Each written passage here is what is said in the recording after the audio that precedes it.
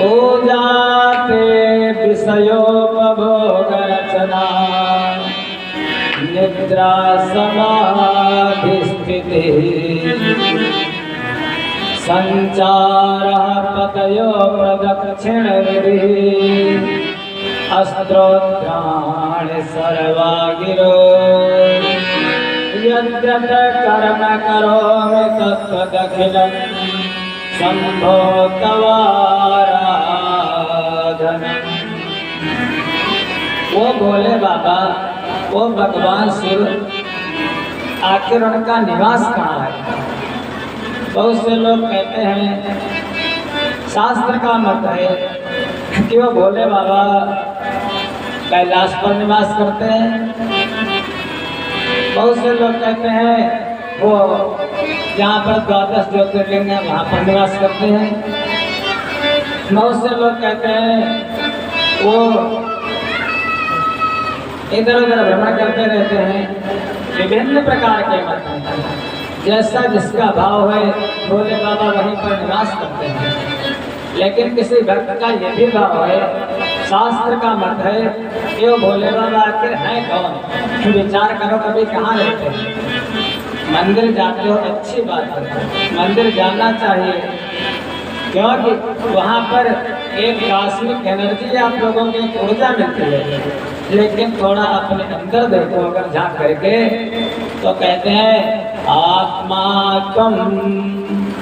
ओ भोले बाबा कहीं बाहर नहीं है। भोले बाबा कहाँ है? तो आपकी जो आत्मा है, जीव की बात नहीं हो रही है, शरीर की बात नहीं हो रही है, बात किसकी हो रही? आत्मा की। आत्मा न कहीं जाती है न आत्मा कहीं आती है। आत्मा का न जन्म होता है न आत्मा मरती है। आत्मा को न तो सर्दी लगती न तो गर्मी लगती। आत्मा को न जलाया जा सकता न काटा जा सकता न उसको सुखाया जा सकता। तो वही आत्मा के जो रूप है वो भगवान शिव, उन्हीं का एक छोटा सा अंश आप भी हो। तो निवास कहाँ करते हैं?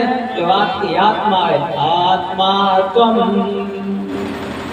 और उसके बाद जो आपकी मति है, वो आपकी बुद्धि, वो कौन है?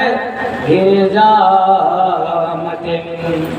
जो मति है वो भोले बाबा की पत्नी आज शक्ति जगदम्बा, वो मति। मति आगे लगा दो सुमति। जो अच्छे विचार कहो या विवेक कहो या मति कहो, वो कौन? वो माँ पार्वती, माँ गिरिजा। गिरिजा मति प्राणा शरीरम ग्रहम। भोले बाबा निवास का करते हैं? प्राणा शरीरम ग्रहम। इस प्राण, इस शरीर में प्राण है, वहीं पर भगवान भोले बाबा कहा जाता 5 प्राण हैं, एक प्राण नहीं है। प्राण उदान व्यान अपान समान, वो 5 प्राण वो भोले बाबा ही इसी शरीर में निवास करते हैं। प्राणा शरीरम ग्रहम। उनकी पूजा हम लोग कैसे कर सकते हैं भाई? निर्गुण निराकार उनकी पूजा करें तो कैसे? क्या कोई उन भोले बाबा के जो तीनों लोगों के स्वामी, उनको जरा सी पूजा कर सकता है? तो बताया पूजाते विषयोपभोग रचना। प्रभु आपकी पूजा तो मैं कर नहीं सकता, हे नाथ जो मैं भोग करूं, अगर मैं भोजन करूं तो समझ लो आपने खा लिया, मैं अगर सांस लूं तो समझ लो आपको वो भी समर्पित है। जो भी मैं जिस विषय का भोग करूं वो तुम्हारी पूजा हो जाए, जो कर्म करूं वो आपकी पूजा हो जाए। पूजाते विषयोपभोग रचना निद्रा समाधि स्थिति। समाधि, नेत्र बंद करके समाधि लगाना। अरे भोले बाबा समाधि तो मैं लगा नहीं सकता, मैं समाधि क्या जानूं? तो जब मैं सोता हूँ, जब मैं सो जाऊं तो आप समझ लेना मैं समाधि में हूँ। वो तो भोले वाले हैं। हे प्रभु निद्रा समाधि स्थिति संचार पतयो प्रदक्षिण विधि। हे प्रभु वो जो भोले बाबा हैं भगवान शिव, वो तो कालों के महाकाल, पूरे विश्व में व्यापक, जो व्यापक है वही भगवान शिव। एवं व्यापकम ब्रह्म तेज स्वरूपम, तो व्यापक है सारे संसार में। तो जो सारे संसार में व्यापक, उनकी प्रदक्षिणा कैसे करोगे? तो फिर कहता है भक्त, संचार पतयो, हे प्रभु मैं जितने कदम चलूं स्टेप बाय स्टेप, वो क्या हो, वो आपकी प्रदक्षिणा हो जाए। बस भगवान को हृदय से आप मान लो, हृदय से जो समर्पित कर दो तो भगवान प्रसन्न हो जाते हैं। संचार पतयो प्रदक्षिण विधि अस्त्रोत्राणि सर्वागिरो, हे प्रभु स्तुति करना तो मैं जानता नहीं, हमारी वाणी हमारी जीवा की स्तुति क्या कर सकती है।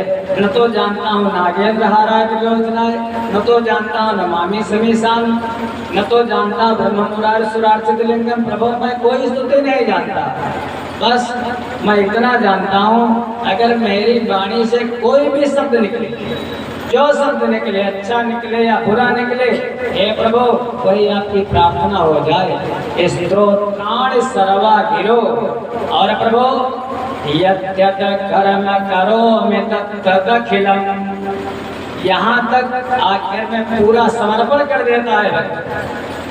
हे प्रभु जो जो कर्म मैं करूं, जो कुछ करूं, चाहे सोऊं, चाहे जगूं, चाहे खाऊं, चाहे पीऊं, चाहे चलूं, चाहे फिरूं, कुछ करूं, यद्यत् कर्म करोमि तदखिलम शंभो तवाराधनम। हे नाथ मैं जो जो कर्म करूं वो सब आपके हुई समर्पित हो जाए, क्योंकि बिना आपकी प्रेरणा के मैं कुछ कर नहीं सकता। इसलिए उनको ढूंढने कहीं बाहर नहीं जाना है। उन भोले बाबा को अगर ढूंढना है तो आप जैसे मंदिर गए तो मंदिर में आप जाते हो, आसन लगा करके पालथी मार करके बैठ जाते हो। कभी पालथी जैसे आप लोग बैठे हो पालथी मार करके, भोले बाबा का मंदिर है, उससे कंपेयर करो। कैसे? जब आपने पालथी लगाई तो मंदिर का सबसे पहले बनाया जाता है चबूतरा, चबूतरा बनाया जाता है। तो जो आपका पालथी है घुटने के, मान लिया चबूतरा हो गया है, फिर चबूतरे के ऊपर बनाया जाता है गर्भगृह। गर्भगृह यहाँ पर भोले बाबा निवास करते हैं, यहाँ पर उनका शिवलिंग, उनका परिवार। तो गर्भगृह ये जो आपका ये पेट है उधर, यही तो गर्भगृह है, भगवान इसी में निवास करते हैं, गर्भगृह। फिर उसके बाद ऊपर बनाया जाता है गुंबज, मंदिर के ऊपर गुंबज बना देते हैं। अब गुंबज किस लिए बनाते हैं? आप लोग बनाते हो तो बराबर स्लैब डाल देते हो, लेकिन गुंबज बनाते हैं कोई भी मंदिर हो, इसलिए क्योंकि उन परमात्मा से बढ़कर के कोई नहीं। तो उस गुंबज पर अगर कोई चिड़िया, कोई पक्षी, कोई कूड़ा, कोई पत्ती गिरे तो ऊपर ना रुके और नीचे आ जाए, इसीलिए गुंबज बनाया जाता है। तो गुंबज जो आपका इतना बड़ा लिए घूमते हो, यह गुंबज हो गया। फिर उसके ऊपर संत लोग जो हैं वो जूड़ा लगा लेते हैं जटाओं से, या माताएं कभी कभी जूड़ा लगा लेती हैं। तो जो भोले बाबा के ऊपर वो जो जूड़ा लगा हुआ है वही समझ लिए मंदिर का ऊपर वाला जो कलश होता है। तो उनको ढूंढने कहीं बाहर नहीं जाना है भोले बाबा को, वो आपकी आत्मा में ही निवास करते हैं। बस उनका थोड़ा ध्यान करो, जो कुछ उनको समर्पित कर दो। एक बात कहा जाता, भोले बहुत भोले हैं, भक्तों के लिए कितने भोले हैं, वरदान देने में संकोच नहीं करते। पहले तो उन्हीं के सर पर हाथ रखने के लिए तैयार हो जाए भस्मासुर जैसा। और दुष्टों के लिए महाराज जो दुष्ट होते हैं उनके लिए वो भोले नहीं, फिर वो भाले बन जाते हैं। ऐसे भोले बाबा को बारंबार नमन करते हुए पूर्ण तीर्थ नैमिष वहाँ पर विराजमान है सूत जी, आगे सौनकादिक 88,000 ऋषि हैं। उसी कथा को व्यास जी ने सुनाया सूत जी को, व्यास जी को वही कथा सुना रहे हैं सनत कुमार जी, सनत कुमार को वही कथा सुना रहे हैं नंदी जी, और नंदी को वही कथा स्वयं भगवान शिव ने सुनाई। भगवान से कहने लगे नंदी, वही कहते हैं सूत जी, हे 88,000 ऋषियों, इस संसार में जो कुछ करोगे सारे कर्मों में दोष है। जितने कर्म करोगे अपने शरीर से उन सारे कर्मों में दोष है, भगवान ने भी गीता में कहा। लेकिन 3 चीजों में दोष नहीं है। सारे कर्मों को चाहे छोड़ देना संसार के, लेकिन ध्यान रख लेना, नोट कर लेना, 3 बातों को कभी मत छोड़ना। कौन कौन सी? कहते हैं त्याज्यम दोष वदित्ते के कर्म प्राहुर्मनीषिणः यज्ञो दानं तपः चैव नात्याज्यम इति चापरे। यज्ञो दानम तपः चैव, सारे कर्मों को छोड़ देना, लेकिन यज्ञ को कभी मत छोड़ना। यज्ञ आप लोग करते नहीं करते? अरे नहीं, यज्ञ करते पहले माताएं, जब हम लोगों के यहाँ चूल्हा था, भोजन बनता था, तो ऊपर अग्नि देवता को एक चंदिया बना करके और सबसे पहले ही चूल्हे में डाल देते थे। बाद में अग्यारी वहीं से कंडा निकाल करके अग्यारी कर देते थे। तो करना चाहिए, सभी को करना चाहिए, यज्ञ जरूर करना चाहिए, हवन जरूर करना चाहिए।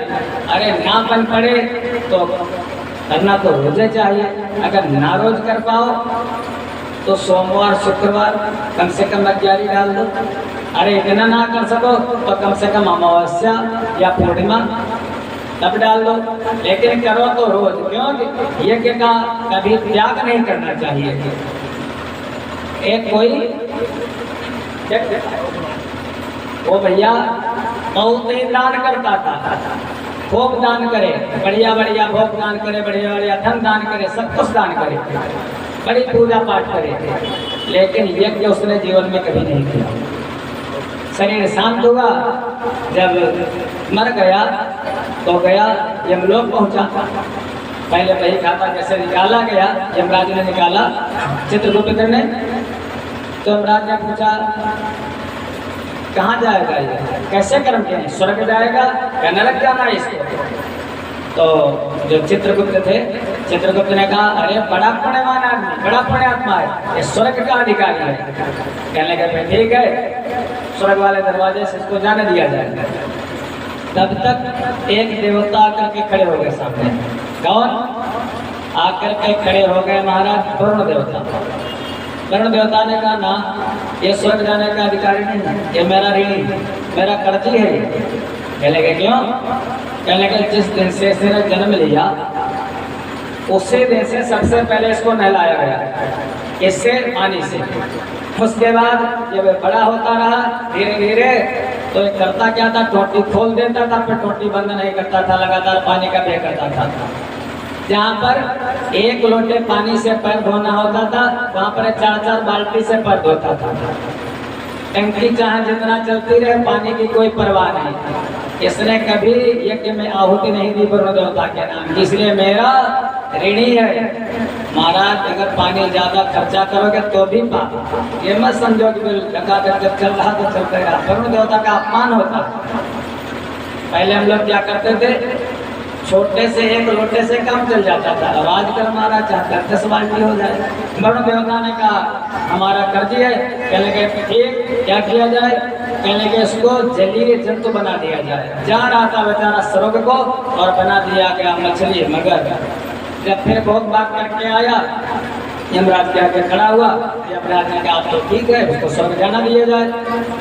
तब तक एक देवता आकर के खड़े हो गए दूसरे, उन्होंने कहा इसने जिस दिन से जन्म लिया है उसी दिन से सांस ली है, वायु। सांस के बिना जीवन नहीं चल सकता, लेकिन लेता तो सांस है, लेकिन पता नहीं कितनी गंदी वायु निकालता है, वातावरण को पता नहीं कितना प्रदूषित करता रहता है। कभी इसने हमारे नाम की आहुति यज्ञ में नहीं डाली, इसलिए ये मेरा ऋणी है। जाओ इसको ऐसा जीव बना दिया जाए जैसे वायु को शुद्ध करने वाले जीव। कौन? जैसे छिपकली, घर में निकलती आप लोग डर जाते हो, मार देते हो, लेकिन छिपकली हमारे घर की जो दूषित वायु है उसको अवशोषित कर लेती है। यहाँ पर छिपकली इत्यादि जो प्रकृति जो है भगवान की, वो प्रकृति का संतुलन ऐसे है, वो भगवान हम लोग क्या प्रदूषण दूर कर सकते हैं अगर भगवान ना करें। कहने के छिपकली आज जो में और बहुत से ऐसे जीव हैं जो वायु को शुद्ध करते हैं। सांप वो भी वायु को शोधित करता है। अब वो बेचारा जाता रहता स्वर्ग को, लेकिन बना दिया गया छिपकली सांप। जब भोग भाग करके फिर आया, फिर यमराज ने कहा तो जाने दिया जाए। तब तक एक देवता आ गए, कहने लगे ऐसा कर, अब की बार एक बार फिर कैसे विनती कर ले, कहते मनुष्य के शरीर में हमको अब की जाने दिया जाए। कोई यमराज के चरणों में गिर गया, हम प्रभु एक बार मनुष्य का शरीर और मिल जाए। यमराज ने फिर भेज दिया मनुष्य के शरीर में। इस बार आया तो यज्ञ करता है, क्योंकि यज्ञो वही विष्णु, जो आप लोग स्वाहा स्वाहा करते हो, ओम प्रजापतये नमः स्वाहा, ओम इंद्राय नमः स्वाहा, ओम विष्णवे नमः स्वाहा, तो अग्नि देवता केवल पहुंचाने का काम करते हैं। उन देवताओं तक आहुति कैसे पहुंचती है, अग्नि देवता लेते हैं, अग्नि देवता केवल माध्यम है। इसलिए यज्ञ का परित्याग कभी मत करना महाराज। यज्ञ फिर यज्ञ के बाद दानम, दान अवश्य करना चाहिए। कहते हैं प्रकट चारि पद धर्म के, कलिमहु एक प्रधान, ये न के न विधि दीने, दान करे कल्याण। सतयुग में 4 चरण थे, त्रेता में 3, द्वापर में 2 और कलयुग में एक चरण है। वो कौन? दान का। दान कैसे भी दिया जाए, लेकिन दान जो दे देता है, देने में तो थोड़ा संकोच होता है, लेकिन बाद में बड़ा सुख होता है। ये प्रकार कैसे भी कहते हैं, जो चीजें दे दी जाती हैं वह दिन दूनी दिखलाती हैं।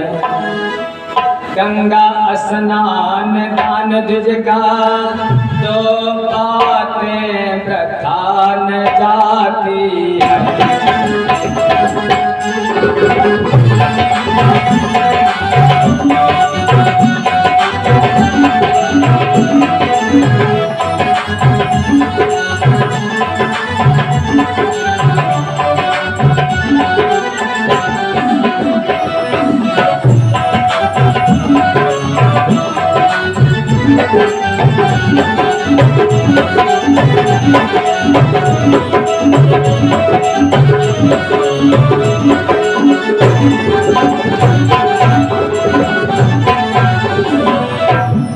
दान अवश्य करना चाहिए, और धन का दान तो करना ही चाहिए, लेकिन धन से सबसे बढ़कर के दान कौन सा है?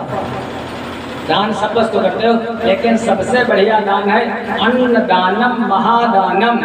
अन्न दान से बढ़कर के कोई दान नहीं है महाराज। ये क्या है?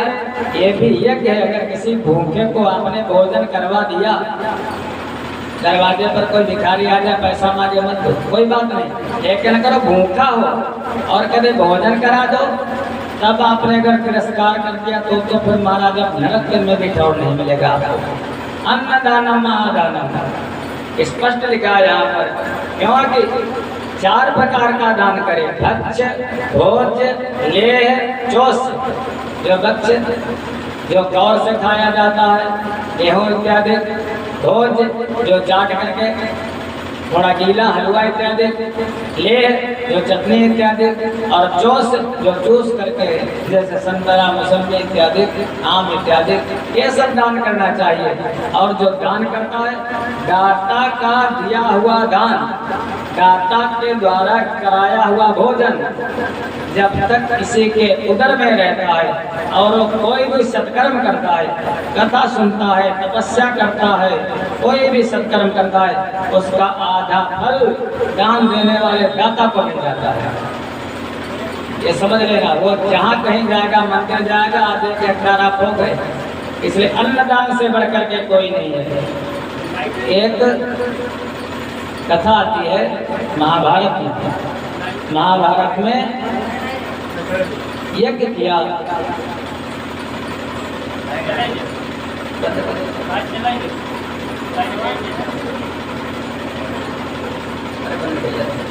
वृंदावन में यारी लाल की शेर पैसा बचेगा बंद गया। प्रेम से बोलो सद्गुरुदेव भगवान की। एक कथा आती महाभारत में कि महाराज युधिष्ठिर ने राजसूय यज्ञ किया।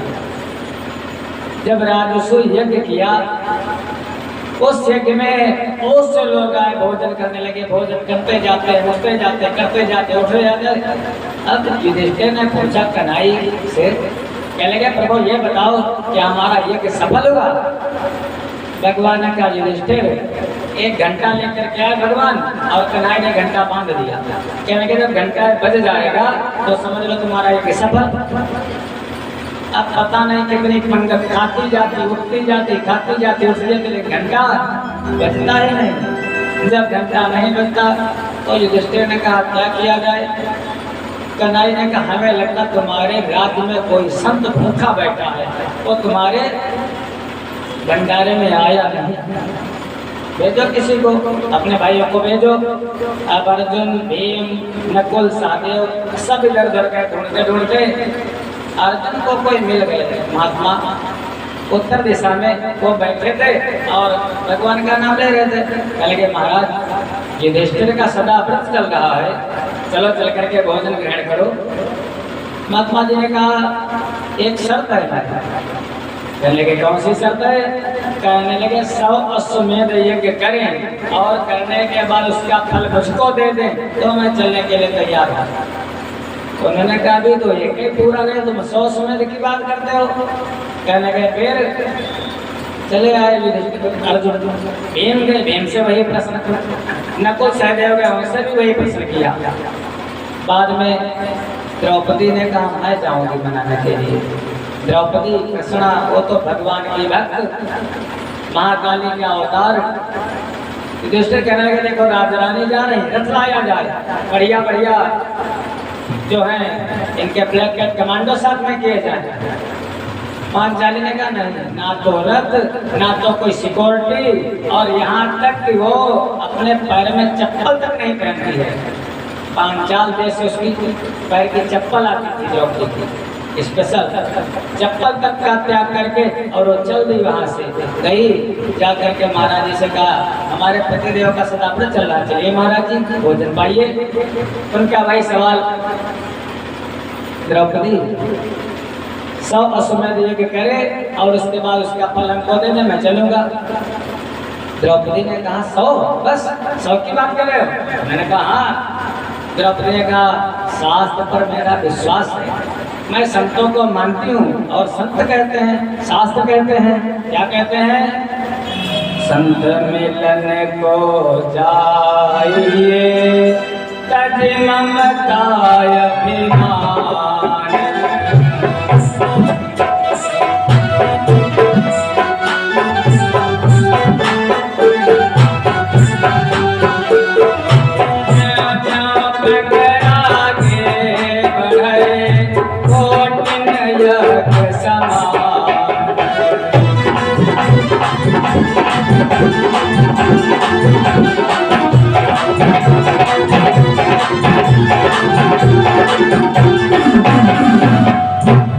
संत मिलन को जाइए। जब आप संत के पास जाते हो तो जितने कदम चल करके, एक कदम बराबर 1 कोट यज्ञ, 1 कोट माने 1 करोड़ यज्ञ।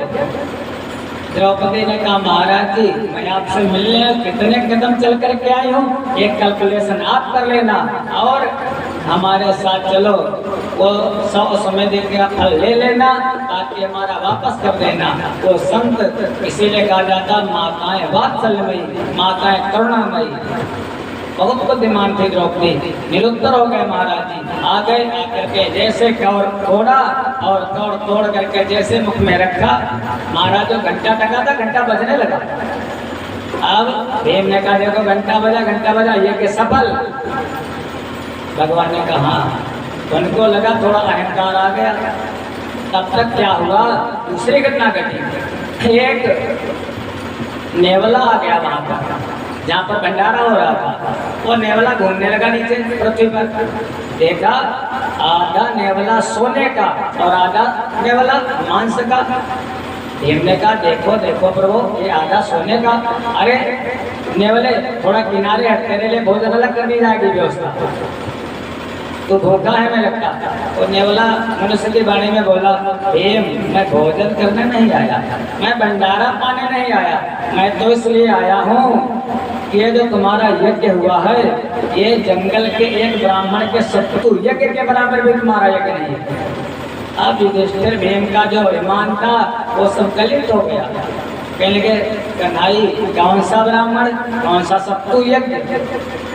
भगवान कहने लगे युधिष्ठिर, एक समय की बात थी, जंगल में कोई ब्राह्मण रहता था और वो ब्राह्मण के परिवार में पत्नी थी, बेटा था और उसकी बहू थी, 4 प्राणी थे। एक दिन कोई भूखा आ गया और ब्राह्मण नहीं आया, भूखा आ गया चांडाल, बहुत जो निकृष्ट। उसने कहा महाराज बहुत भूखा, और एक 5 दिन के भूखे ब्राह्मण मांग करके लाए थे कहीं से ब्राह्मण देवता सतुआ, और सतुआ के 4 भाग किए और भोजन करने के लिए भगवान का नाम लेकर के बैठे थे भोग लगा करके। वैसे चांडाल कहने लगा वो बड़ा भूखा हूँ। ब्राह्मण ने अपने आगे का भोजन दे दिया महाराज। अभी भोजन करने बैठो, परीक्षा तभी होती है, और बाहर कोई आए भोजन मांगे तो इतना तो हमें नहीं लगता आप अपनी थाली दे दोगे, कह दोगे वो दे दो उसको। लेकिन ऐसे दाता होते हैं, अपने देखो 5 दिन के भूखे हैं और सामने का भोजन उठा करके ब्राह्मण ने दे दिया, उसने पा लिया, अभी क्षुधा मिटी नहीं। कहने लगे फिर ब्राह्मण की पत्नी ने भी अपना भोजन दे दिया। कहा नहीं ब्राह्मण ने, ऐसा परिवार, कहा नहीं पत्नी ने अपने आप दे दिया। फिर ब्राह्मण का जो बेटा था कहने लगा अभी भूख मिटी नहीं, बेटे ने भी अपने हिस्से का दे दिया। इतना सुंदर परिवार, जो उसकी बहू थी, बहू भी 5 दिन की भूखी थी, उसने भी अपने पास का दे दिया। सबने भोजन दे दिया, जल दे दिया, और वो कोई और नहीं था, वो कोई परीक्षा करने आया था उसी समय। और नेवला कहने लगा मैं वहाँ पर जहाँ पर वो चांडाल भोजन कर रहा था, मैंने वहीं पर कुछ क्षण रह गए तो मैं लोट पोट की, हमारा आधा शरीर सोने का हो गया। और ब्राह्मण का कौन यज्ञ हुआ? स्वाहा स्वाहा वाला यज्ञ नहीं हुआ, वो ब्राह्मण का अन्नदान का यज्ञ हुआ। आपने अगर किसी को भूखे को भोजन करा दिया तो जो यज्ञ होते हैं इधर उनसे कई गुना बढ़कर के ये मान लेना। भूखे को भोजन और प्यासे को पानी।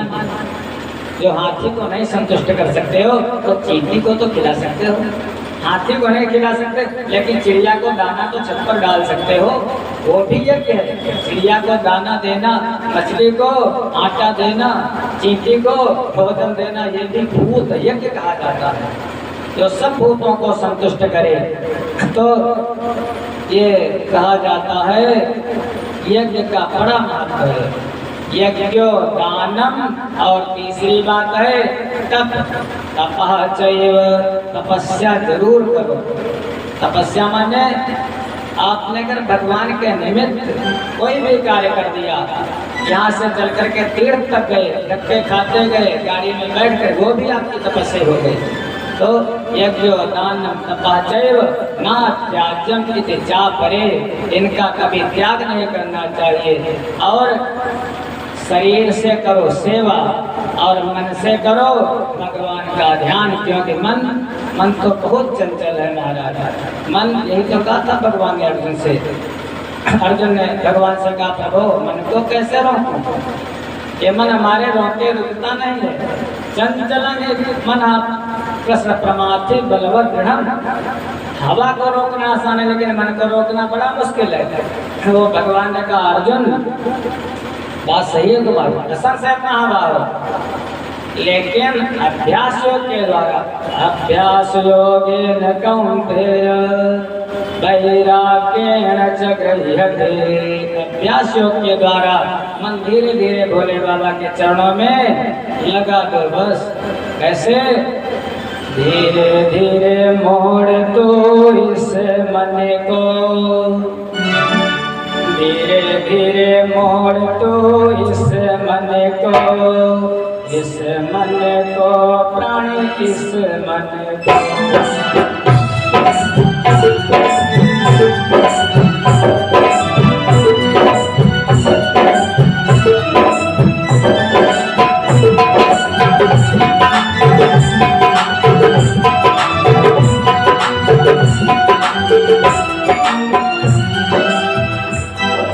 धीरे धीरे बोलो इस मन को, इस मन को, हाँ इस मन को।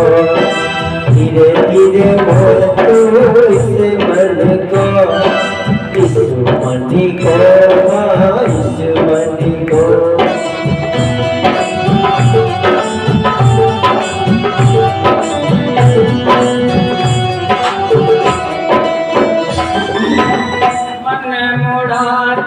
डर नहीं, मन मुड़ा तो डर नहीं, कोई दूर प्रभु का घर नहीं। धीरे धीरे मोड़ तो इस मन को, इस मन को, इस मन को। धीरे धीरे मोड़ तो इस मन को, इस मन को, हाँ इस मन को।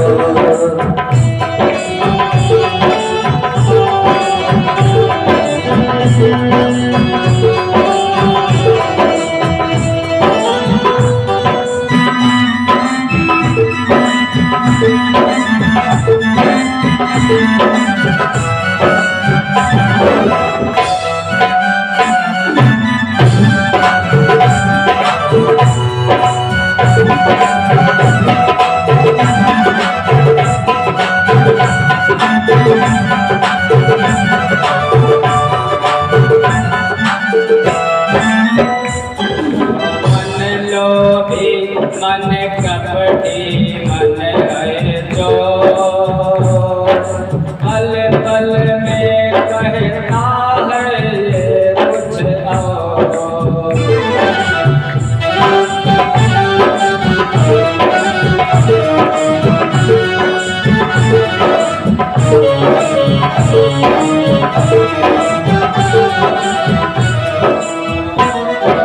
मन लोभी मन कपटी है मन चोर, पल पल में ये कहता है कुछ